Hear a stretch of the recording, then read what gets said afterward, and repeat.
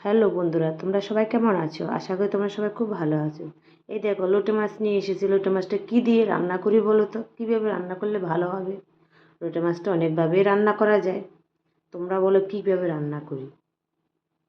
আমি যেভাবে রান্না করবো তোমরা সেভাবে রান্না করে একবার খেয়ে দেখবে কেমন লাগে। যদি ভালো লাগে তো একবার রান্না করি খেয়ে দেখবে। তাহলে দেখো আমি কীভাবে রান্না করি। প্রথমে লোটে মাছটাকে ভালো করে ধুয়ে নিলাম। দেখো, ভালো করে ধুয়ে পরিষ্কার করে নিয়েছি।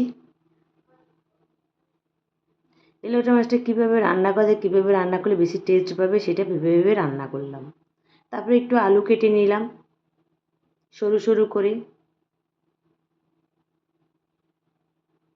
তারপরে দেখি আবার কি কাটি। তারপরে একটু পেঁয়াজ কাটলাম, একটু টমেটো করলাম, কেটে নিলাম। একটু কাঁচা লঙ্কা কেটে দিলাম, একটু রসুন একটু বেটে নিয়েছি, একটুখানি রসুনটা দিয়েছি। একটু আস্তে গন্ধ থাকা তো লোটে মাছের, আর আস্তে গন্ধটা কেটে যাবে। তোমরা যদি রসুন দিতে ভালোবাসো খাও তাহলে রসুনটা দেবে, না দিলেও না দিতে পারো। তো এই কেটে রাখলাম, রান্না করব। এই দেখো, ওভেনে তেল বসিয়েছি কড়াতে। তেলটা গরম হয়ে গেছে। তারপরে কি করেছি, যে আলুটা কেটে রেখেছি সেই আলুটা ভাজা করে নেব।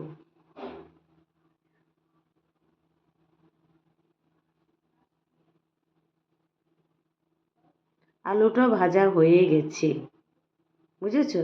তারপরে যে তেলটা ছিল ওই তেলের মধ্যে পেঁয়াজটাও দিয়ে দিয়েছি। পেঁয়াজটা লাল লাল করে ভাজা করে নেব।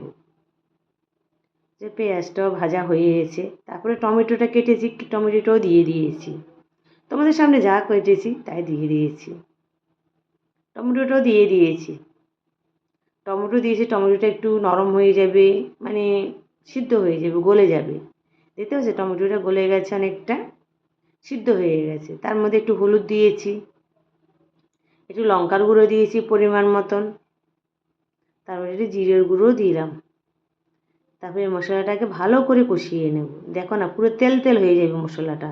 দেখতেও ভালো লাগবে, খেতেও ভালো লাগবে। তোমরা যদি এভাবে একটু, যে রসুনটা দিয়ে দিছি দেখেছো, তোমরা যদি এভাবে একটু রান্না করে খেয়ে দেখো না, খুব ভালো লাগবে, আমারও ভালো লাগবে। আর যাদের যাদের ভালো লাগবে এই রান্নাটা, রেসিপিটা, সবাই যদি ভালো লাগে একটা লাইক করবে, কমেন্ট করবে, শেয়ার করবে। যদি তো ভালো লাগে এভাবে রান্না করে খেয়ে দেখে। দেখতে পাচ্ছ মশলাটা কেমন তেল ছেড়ে দিয়েছি? এই দেখেছো মশলাটা তেল ছেড়ে দিয়েছি। তারপর আমি কাঁচা লঙ্কা একটু কেটে রেখেছি, কাঁচা লঙ্কাটা দিয়ে দিয়েছি। একটু ঝাল কম হলে কাঁচা লঙ্কাটা দিলে ভালো লাগবে। আর যে কোনো সময় লোটে মাছে একটু কাঁচা লঙ্কা দেবেন, ধনেপাতা দেবেন, খুব টেস্টি হয়। লোটে মাছে বিশেষ করে কাঁচা লঙ্কা ধনেপাতার টেস্টটা বেশি বাড়ায়। এসে আলু ভাজা করে রেখেছি, ওই আলুটা দিয়ে দিয়েছি। ও আলুটা দিয়ে একটু নেড়ে চেড়ে নেব ভালো করে। কিন্তু জল দেবো না আমি আর, ঠিক আছে? কোনো জল ব্যবহার চলবে না, কারণ লোটে মাছ থেকে অনেক জল ছেড়ে দেয়। দেখতে পাচ্ছি লোটে মাছটা আমি দিয়ে দিচ্ছি।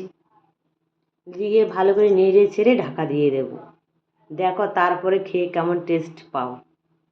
এই লোটে মাছ দিয়ে অনেক ভাত খেয়ে নিতে পারি, কিন্তু লোটে মাছটা খুব টেস্টি হয়। আমার খুব ভালো লাগে, আমার ফ্যামিলির সবাই খায়। তোমরা একবার এভাবে খেয়ে দেখবে, যদি ভালো লাগে লাইক শেয়ার কমেন্ট করবে, দেখবে। যদি তো ভালো লাগে। ঠিক আছে, আমার রান্না রেডি। একটু ধনেপাতা দিয়ে দিয়েছি রান্না হওয়ার পরে।